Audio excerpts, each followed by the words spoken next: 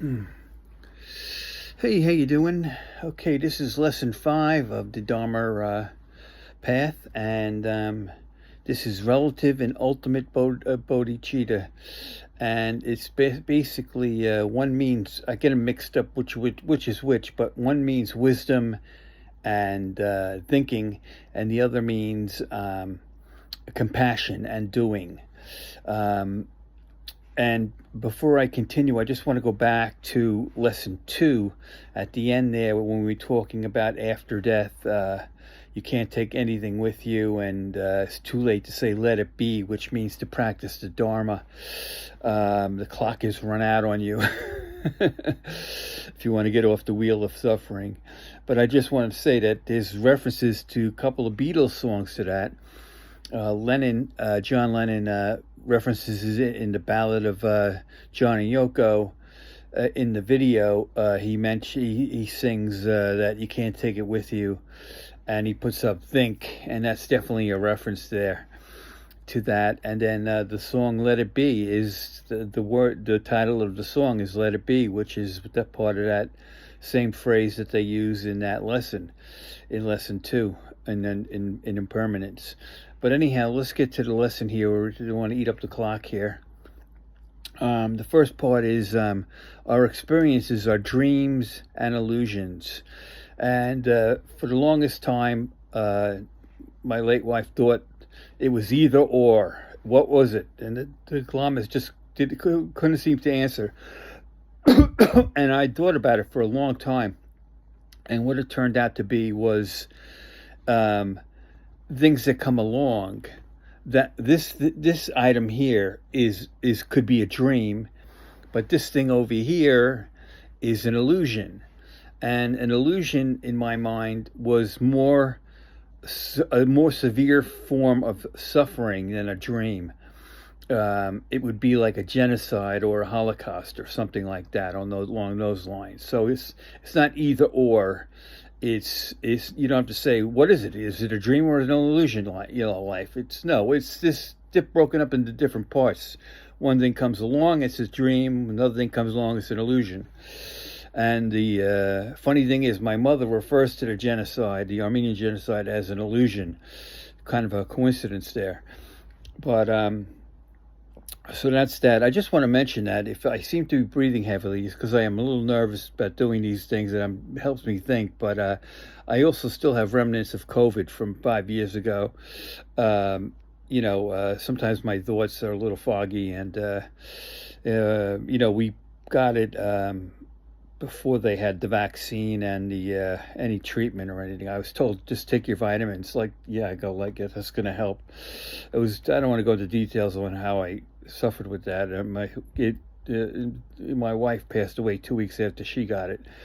But anyhow, my cat's here. Which one is this? I think this is. Hold on. It's Percy. He's got the bushy tail. Okay, he likes his Dharma lessons, and the next thing is unborn awareness of the mind. Now that's a kind of crazy name for just talking about your mind, which is very important in Buddhist meditation. It's all in your mind, and one of the meditations that we learned in class on Tuesday.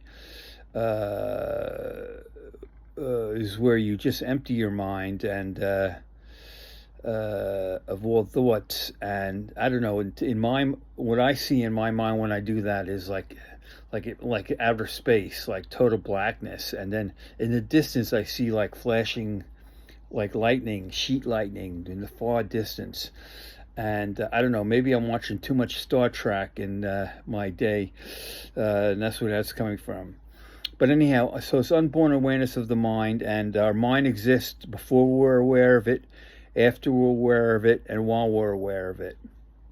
And it's everywhere and everything, but it's complete emptiness. As you can see from being inside my mind, there was empty space, like outer space. I do have brains in my mind, but it's not empty in that respect. But now the next step in that mind thing is, when we're very young, we have memories, and that's our mind starting to work. And my first memory, unfortunately, was of JFK's funeral. I remember watching it on the TV in my house. I had my cowboy outfit on, and my parents were watching it too. We were all standing up, and I didn't know what I was watching really. I just saw the young man who was my age, JFK Jr., saluting his father's casket as it went by. I remember that memory stuck in my head for some reason all these years, and that's a memory. Okay, now sometime after that you'll have compassion.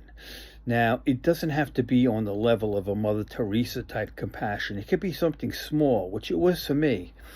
When I was in junior high, in elementary school rather, I put on these carnivals for Jerry Lewis's muscular dystrophy campaign. He would send you a package, and it'd tell you what to do, and there'd be all kinds of things to clip out and stuff. It was a lot of fun. And I did it twice, and we raised, I don't know, $13. But, in those days, that was a good amount of money, and not bad for a kid, We had all the neighborhood kids coming in. In those days, it was the baby boomers, so there was tons of kids coming in. And we had like refrigerator boxes that we turned into puppet shows and theaters. And we had a lot of fun. The kids had a lot of fun. We had Kool-Aid, of course, which is powdered sugar. And some other type cookies and stuff. So that was compassion, And the other compassion I did, which was not very big, but was very rewarding, was in junior high. I used to take care of the special ed kids' pet bird. I think it was a canary. It was yellow. And during vacations, I would take care of it. I'd bring it. They'd give it to me, and I'd bring it home and set it up in my bedroom, and just take care of it for a few days until I brought it back. And the great thing about that rewarding compassion was that I'd get all these letters from the kids, and they had learning difficulties. But the letters were just so nice that they loved their bird, and they loved me for taking care of it. They're very appreciative. They all wrote the letters, and that was very nice. And that was compassion. And so, what happens when you conduct compassion? Well, you get awakened, as the Buddha was awakened. I said earlier in this whole process that he was not a god. He said he was not a god. He was just someone who got awakened. Well, that's you awakening. When you just do a little compassion or a lot of compassion, you awaken. And the goal of awakening is knowledge. In my mind, that's what I think it is, knowledge. You just take interest in so much knowledge in books and learning and everything, just human knowledge and animal knowledge and plant knowledge, but you just take wonder and knowledge. So that's basically it. And for that part, let's continue though. We've got some time here to squeeze in a couple more things. There's the child of illusion, which means you go into a meditative state, and then when you come out of your meditation, you remain in the meditative state, even though you're not meditating anymore. And I used to do this when I used to travel to Europe with my wife. The traveling was so difficult, especially, we were pretty far from the airport in New York, in the city from up here. And, the first thing I do was watch the Woodstock concert movie, because I wanted to remember America as the place where the young people took a can-do attitude and created that landmark concert and built the stage and everything, and had all the musicians and the helicopters and everything.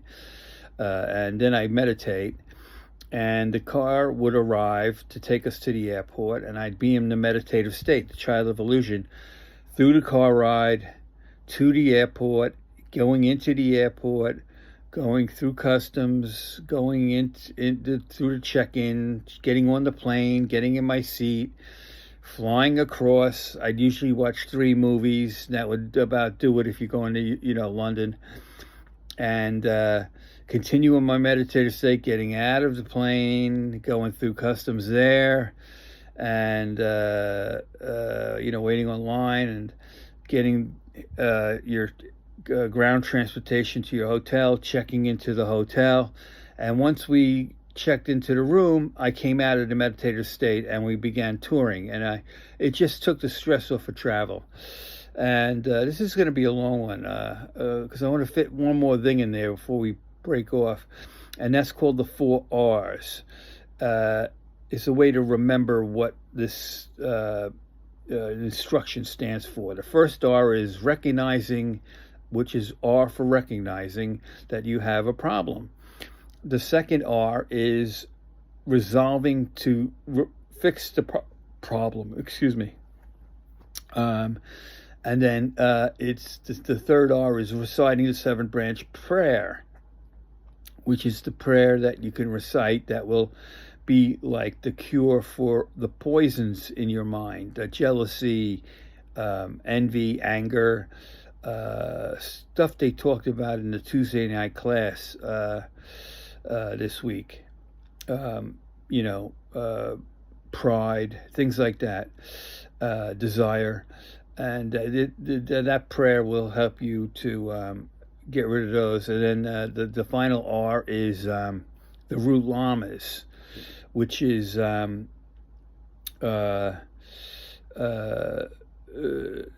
lamas from the beginning of their arrival in Tibet through to the present time. And you can make anyone your current root lama. If you wanted to, you could make me it. I'm officially not a lama. You could still consider me one as someone who's helping you to learn the Dharma path. But you can choose whoever you want. And, Dalai Lama, he's famous, so you can pick him just for the heck of it. And which, by the way, reminds me, we forgot to do the prayer before we began this section. So let's go back to the beginning. This is the end now of this section. And let's go back to the beginning and do the prayer. Do your 7 breaths. 1, 2, 3, 4, 5, 6, 7. And then do it twice, say, or once. And then do the prayer. And this, I've modified this from the official prayer. So it's, I pray to you, my special guru, that you will grant me love, compassion, and bodhicitta. And you recite that 3 times and then begin the lesson. And you envision the root lama coming out of the crown of your head on a lotus flower and a moon disc or sun disc. I forgot which one. And that's it. And then you begin the lesson I just explained to you. So we'll leave it at that. We ran a little long on this one, but have a good day.